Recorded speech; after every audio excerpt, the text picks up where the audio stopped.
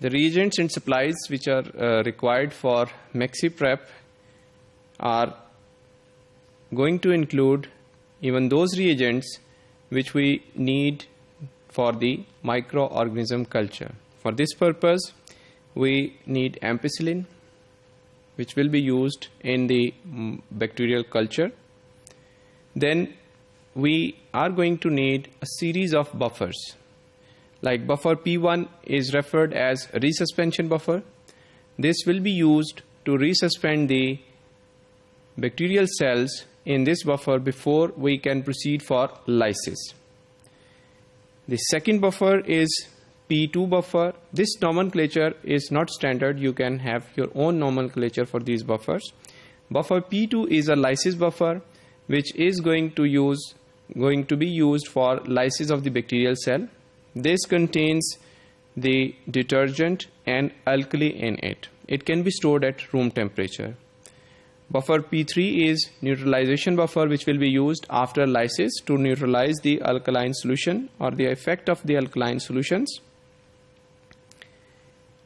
Now we have to use those buffers for the columns. The QBT buffer is referred as column equilibration buffer. It will be used to equilibrate the column.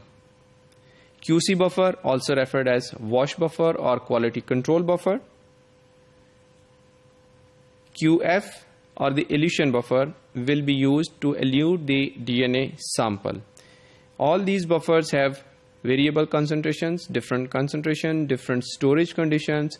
So being a researcher, you need to follow that the storage conditions are to be maintained and the composition and the pH should be observed.